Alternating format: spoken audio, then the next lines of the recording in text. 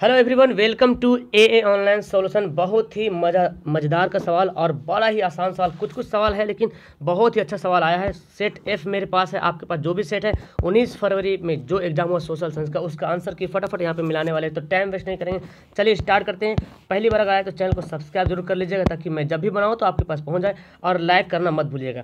कौन संचार सेवाओं का अंग है? समाचार से भी संचार होता है, टेलीफोन से भी होता है, टेलीविजन से, यानी कि ऑप्शन क्या होगा? डी राइट आंसर हो जाएगा।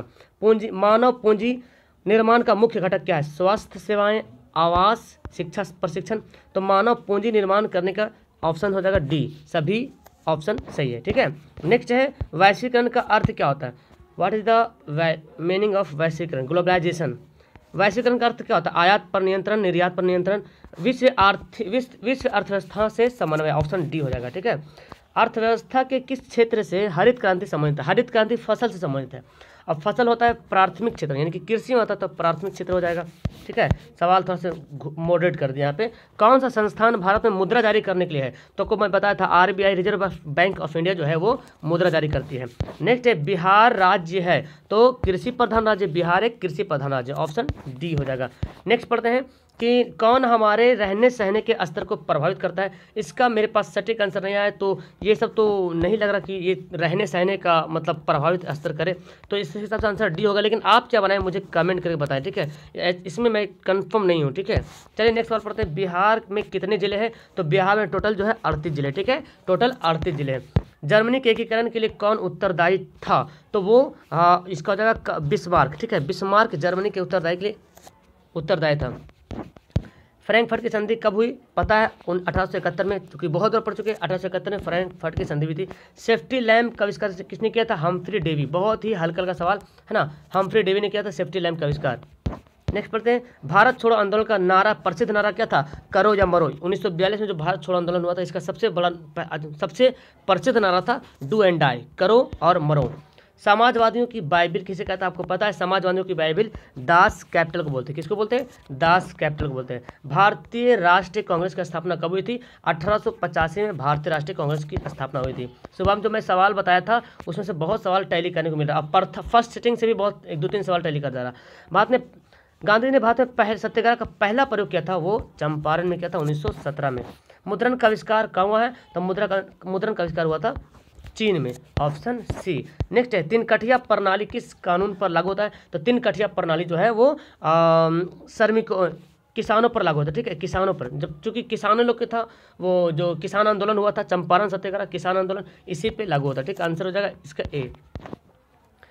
जालियांवाला बाग हत्याकांड की जांच के लिए सरकार ने समिति का गठन किया था। कौन सा समिति? बताया था मैं, जब जो जालियांवाला बाग हत्याकांड बताया था 13 अप्रैल 1919। ये जालियांवाला बाग हत्याकांड फर्स्ट सिटिंग में आया 13 अप्रैल 1919, और आपसे वहीं पे मैं बताया था कि हंटर समिति का गठन भी किया गया था।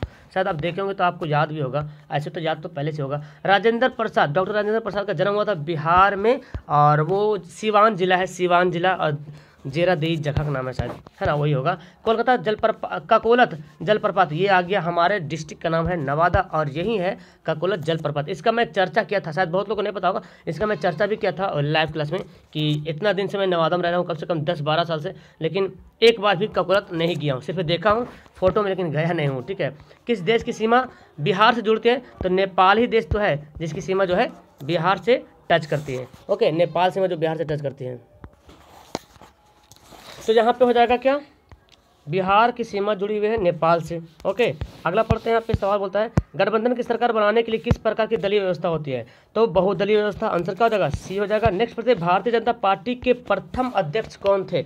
भारतीय जनता पार्टी के प्रथम अध्यक्ष थे अटल बिहारी वाजपेयी। ठीक है, भारत में राष्ट्रीय आपातकाल लागू हुआ था 1975 में। एकदम ईजी सवाल आया है, सेकंड सिटिंग में, फर्स्ट सिटिंग, सब में ईजी सवाल आया है। एशिया और यूरोप के बीच कौन प्राचीन स्थल व्यापारिक मार्ग था? रेशम मार्ग था। ठीक है, जो एंडिंग टाइम, लास्ट टाइम में भी इंपॉर्टेंट सवाल पढ़ लिया होगा तो मेरे ख्याल से उसका बल्ले बल्ले होगा। चौरी चौरा कांड के बाद गांधी जी ने किस आंदोलन को वापस ले लिया था? तो असहयोग आंदोलन जो 1920 में शुरू हुआ था, इसको वापस ले लिए थे गांधी जी ने, चौरा चौरी हत्याकांड के बाद। अंतर्राष्ट्रीय मजदूर दिवस, 1 मई को मजदूर दिवस, इंटरनेशनल लेबर्स डे मनाया था, इंटरनेशनल लेबर डे। ओके, वर्तमान में भारत में कितने केंद्र शासित प्रदेश हैं? तो 8 है, क्योंकि पहले साथ था। और मैं आपको बताया था जो 2 राज्य मिल गया था, जम्मू कश्मीर जो डिवाइड हुआ था तो 2 मिल गया था, जो लद्दाख और जम्मू, तो उसके बाद 9 बन गया था। लेकिन 9 बनने के बाद फिर दादर और नगर हवेली और दमन और दीव, मेरी बात सुने, दादर और नगर हवेली, दमन और दीव, ये दोनों मिला दिया गया है। तो अभी वर्तमान में 8 केंद्र शासित प्रदेश है। ठीक है, सूचना का अधिकार संबंधी कानून पारित हुआ 2005 में। ठीक है, नेक्स्ट पढ़ते हैं, किसने कहा था लोकतंत्र जनता के लिए, जनता के द्वारा ही। तो ये सवाल अब्राहम लिंकन ने बोले थे, ये वाला है ना, आंसर क्या होगा, बी होगा। ये सवाल आया था फर्स्ट सिटिंग में भी आया था। ओके, नेक्स्ट है, पंचायती राज संस्थाओं को संवैधानिक दर्जा किस संविधान संशोधन के द्वारा प्राप्त है। तो 73वां संविधान संशोधन 1992 में हुआ था। ओके, भारत में लोकतंत्र की सफलता में क्या बाधा है। तो अशिक्षा, गरीबी, बेरोजगारी, सभी हो जाएगा, आंसर डी हो जाएगा। बिहार में रज्जू मार्ग कहाँ, बिहार में रज्जू मार्ग है राजगीर में। कहाँ है, राजगीर में है। सासाराम नगर का विकास कब हुआ था, सासाराम नगर का विकास जो है तो मध्य युग में हुआ था। ठीक है, वो कब हुआ था, मध्य युग में हुआ था। ओके, अगला सवाल पढ़ते हैं, गोविंद सागर कृत्रिम जलाशय संबंधित है। तो इसका आंसर होगा भाखड़ा नांगल बांध। ठीक है, Govind Sagar artificial reservoir is related to Bhakra Nangal बांध। नेक्स्ट पढ़ते हैं, सर्वाधिक भूस्खलन वाला राज्य, सबसे ज्यादा भूस्खलन वाला राज्य वो हो जाएगा उत्तराखंड। ऑप्शन से सब ऑप्शन हो जाएगा उत्तराखंड। बिहार का कौन सा भाग सबसे अधिक पर्वन मतलब सूखा है। तो दक्षिणी बिहार सबसे ज़्यादा सूखा पड़ता है। ठीक है, नेक्स्ट पढ़ते हैं, 1871 की कौन सी संधि थी, अभी सवाल आया था, है ना, फ्रैंकफर्ट की संधि 1871 में हुई थी, फ्रैंकफर्ट की संधि। अगला सवाल पढ़ते हैं, 1830 की क्रांति के बाद फ्रांस में किस प्रकार का शासन व्यवस्था स्थापित हुआ था। तो संवैधानिक राजतंत्र का आंसर क्या हो जाएगा, बी बिल्कुल राइट आंसर हो जाएगा। रूस की बोल्शेविक क्रांति का नेतृत्व किसने किया था, रूस में बोल्शेविक क्रांति का नेतृत्व किया लेनिन ने। ठीक है, लेनिन ने रूस की बोल्शेविक क्रांति का नेतृत्व किया था। भारत में सबसे लंबा बांध है वो है हीराकुंड बांध। ठीक है, हीराकुंड बांध भारत का सबसे लॉन्गेस्ट डैम है। ओके, नेक्स्ट पढ़ते हैं, किस खनिज को उद्योगों की जननी कहते हैं। ठीक है, मदर ऑफ इंडस्ट्रीज, वो है लोहा, सॉरी सोना नहीं, लोहा है उद्योगों की जननी, सी ऑप्शन।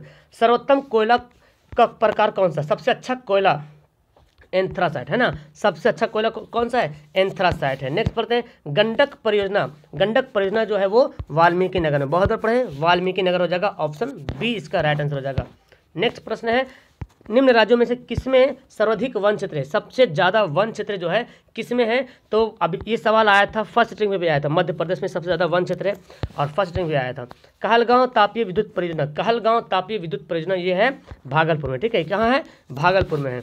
नेक्स्ट है, उसमें आया था फर्स्ट सिटिंग में आया था कांटी तापीय। सूखे के लिए उत्तरदायी कारक कौन है, वर्षा की कमी, भूकंप, बाढ़। तो जाहिर बात वर्षा ही नहीं होगा तो फिर सूखे में कमी आ जाए, सूखे के लिए उत्तरदायी कारक है वर्षा की कमी। बिहार में कौन बाढ़ग्रस्त पर्वन क्षेत्र है, मतलब बाढ़ से प्रभावित क्षेत्र है, और वो जगह उत्तरी बिहार है ना, ऑप्शन डी। भारत के लिए राष्ट्रीय आय की गणना कौन करता है, सुबह में ये सवाल बताया था, CSO केंद्रीय सांख्यिकी संगठन है ना, राष्ट्रीय आय की गणना करता है। निम्न से कौन पिछड़ा राज्य है, सबसे पिछड़ा राज्य पढ़ चुके हैं, बहुत बार पढ़ चुके हैं, बिहार। बहुत ही आसान सवाल, आर्थिक क्रियाओं का उद्देश्य क्या है, आर्थिक क्रियाओं का उद्देश्य है जीविकोपार्जन है ना, जीवन वगैरह, जीवन बिताना। आर्थिक पैसा कमाने का मतलब क्या है, पैसा क्यों लोग कमाते हैं, पैसा कमाने वाला काम क्यों करता है, अपना जीवन गुजारने के लिए। ठीक है, मेन काम है पैसा जीवन गुजारने का, उसके बाद उसके अंदर बहुत सारा काम मनोरंजन, ये वो लंथन है ना। भारत की राष्ट्रीय आय का सर्वोत्तम अनुमान किसने लगाया था, वो थे दादा भाई नौरोजी 1868 में। ओके, दीर्घकालीन ऋण प्रदान करने वाली संस्था, ये भी सवाल मैं आपको बताया था, भूमि विकास बैंक है ना, भूमि विकास बैंक जो दीर्घकालीन ऋण प्रदान करने वाली संस्था है। अगला सवाल है यहाँ पे, उपभोक्ता अधिकार दिवस कब मनाया जाता है, उपभोक्ता अधिकार दिवस मनाया जाता है 15 मार्च को है ना, ऑप्शन बी हो जाएगा। पंजाब में भूमि निम्नीकरणीय का निम्नीकरण क्या, ये भी सवाल आपको बताया था, पंजाब में भूमि निम्नीकरण का मुख्य कारण है अधिक सिंचाई, क्या हो जाएगा आंसर डी हो जाएगा, क्या आंसर डी। नेक्स्ट है, सोपानी कृषि प्रचलित है, क्या सोपानी कृषि कहाँ प्रचलित है, तो उत्तराखंड में सोपानी कृषि प्रचलित है। ठीक है, संपूर्ण क्रांति का नेतृत्व किसने किया था, तो जल्दी से आप लोग लाइक वैक नहीं किए तो लाइक करना मत भूलिएगा। ठीक है, लाइक जरूर कीजिएगा, ओके, अपना प्यार जरूर दिखाइएगा। संपूर्ण क्रांति का नेतृत्व किए थे जयप्रकाश नारायण ने। नेक्स्ट है, बांग्लादेश स्वतंत्र कब हुआ था, बहुत इजी सवाल, 1971 में बांग्लादेश स्वतंत्र हुआ था। अगला प्रश्न है, भारत के किस राज्य में सर्वप्रथम पंचायती राज की शुरुआत हुई थी, और वो हमारा राज्य है राजस्थान। कौन सा राज्य है, राजस्थान, जो जहाँ सबसे पहले पंचायती राज की शुरुआत हुई थी। ठीक है, कौन केंद्र शासित प्रदेश है? तो देखिए चंडीगढ़ क्या है? केंद्र शासित प्रदेश चंडीगढ़ है ना। ऑप्शन क्या हो जाएगा? सी हो जाएगा। संघ सरकार का उदाहरण कौन है?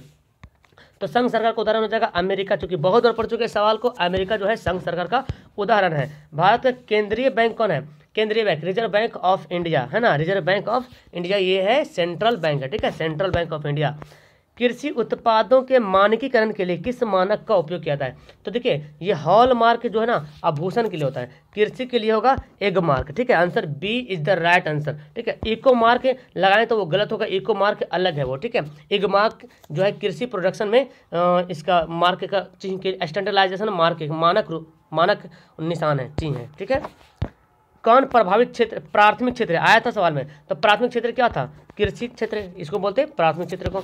चलिए भूकंप केंद्र के ऊर्ध्वाधर पृथ्वी पर जो केंद्र बनता है, बहुत बार पढ़ चुके अधिक केंद्र, क्या बोलते हैं उसको? अधिक केंद्र, जो पृथ्वी पे केंद्र बनता है उसको बोलते हैं अधिक केंद्र बोलते हैं। सुनामी संबंधित है, सुनामी किससे संबंधित है? समुद्र से, समुद्र के तले में जो आता है, ये सवाल था पिछला शिफ्ट में। मलबे से दबे हुए लोगों को पता लगाने के लिए किस यंत्र का प्रयोग होता है? मुझे याद है ये भी सवाल मैं आपको दिया था, इंफ्रारेड कैमरा, ठीक है, इंफ्रारेड कैमरा, और शायद ये भी सवाल उसमें आया था फर्स्ट सेटिंग में।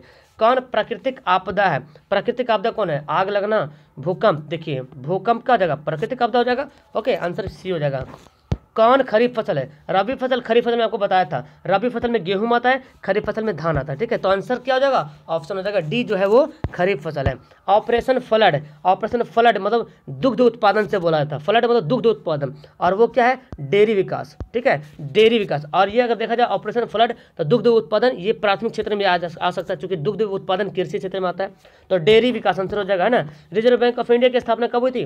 Reserve bank of India RBI की स्थापना हुई थी 1935 में, 1 अप्रैल 1935 को। भारत में पहली सूती मिल स्थापित की गई थी कोलकाता में, आंसर डी इसका राइट होगा। बिहार में प्रायः कैसे मिट्टी पाए थे? बिहार में प्रायः जो है जलोढ़ मिट्टी पाई थी, ठीक है, आंसर क्या होगा? सी होगा, जलोढ़ मिट्टी।